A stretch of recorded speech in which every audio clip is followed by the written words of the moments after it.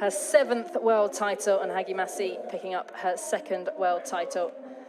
But next up, we have the final of the men's K4 1,000 meters. And that'll be rounding up the A finals for this session before we move on to the semi-finals of the individual 200 meters.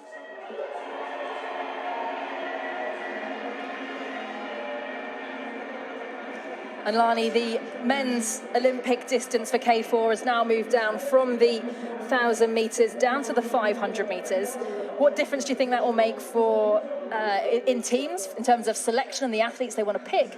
And what difference do you think it will make for spectators and people watching it? I think even though the 1,000 isn't an Olympic event, all the countries are still putting in pretty solid teams, and it's great to see that it's still a hotly contended event. Well, we have Czech Republic in lane 1, Belarus in lane 2, lane 3 is Russia's Pogreban, Vostrikov, Sinyavin and Kalashnikov. Slovakia are in lane 4, Jakubik, Tar, Mishak and Gachal. And in lane 4, Reuschenbach, Frank, Tortzen and Schultz. Tortzen and Reuschenbach, both part of last year's gold medal winning crew. Hungary's Kulifai, Tot, Erdoshi and Kors, they're in lane 6. Big reaction from the Hungarian crowd there. 7 is Spain, Marti Bafkev, Monteagudo and Garotategi. Marti and Bafkev, both under 23 world champions in K4 500 in 2017. Bulgaria out there in lane 8 and Ukraine in lane 9. It's quite good for under 23 paddlers to be able to have a race at a senior world championship. So by having the K4000, it enables them to focus on this, and then obviously their top paddlers to go into that Olympic distance of the 500. Yeah, give some just experience. Yeah, under 23 crews experience against senior paddlers. Yeah, it's invaluable.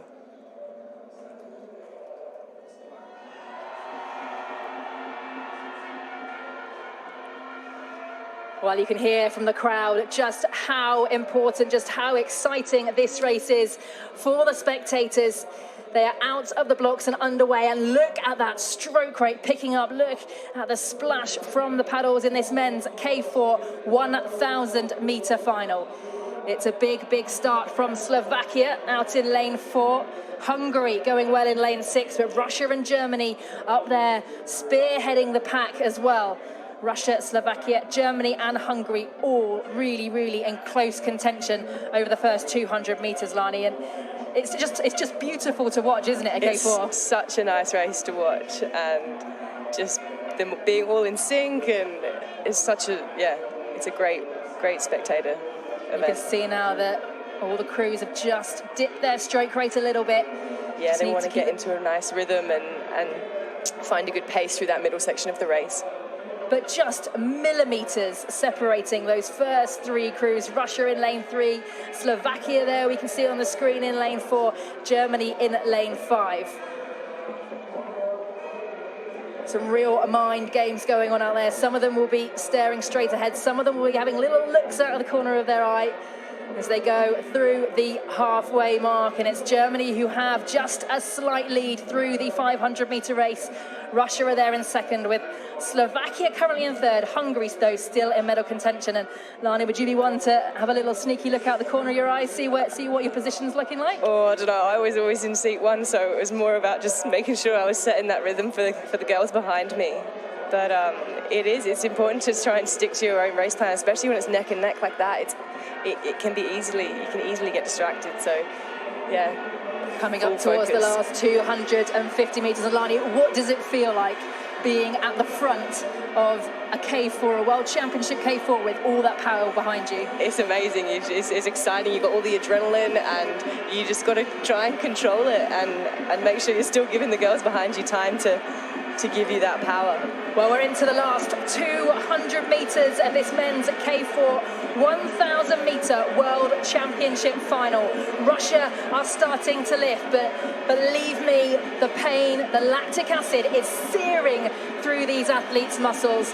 And it's going to be hard to keep that power going down after all that hard work over the last 900 metres. It's still Germany, though, who have the lead. Slovakia are closing that gap on Russia, who will take the gold here in Szeged. It's been a fantastic paddle for Germany. They take World Championship gold. It's Russia who takes silver, and Slovakia pick up the bronze medal.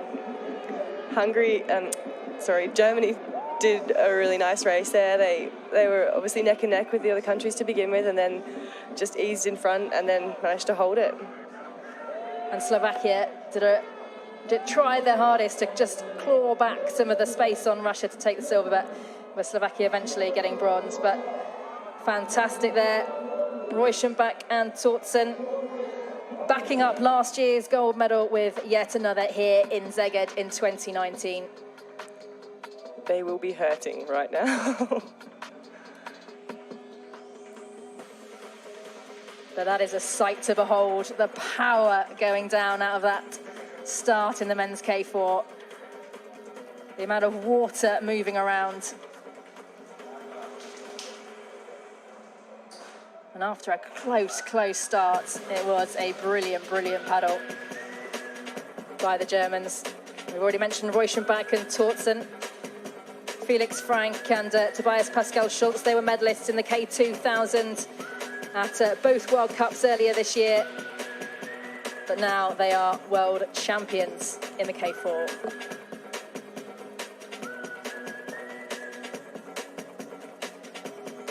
So hard to keep your technique together over that last 100, Lani. Yeah, it definitely doesn't feel like it's like in the last 100. It's just literally just trying to follow and put that blade in and take it out as quick as you can. And it was Hungary who took fourth ahead of Belarus in fifth there, just coming over the line in that photo finish. And Germany absolutely claiming it. Russia really over the moon with their silver medal as well. Pogreban, Vostrikov, Sinyavin and Kalashnikov.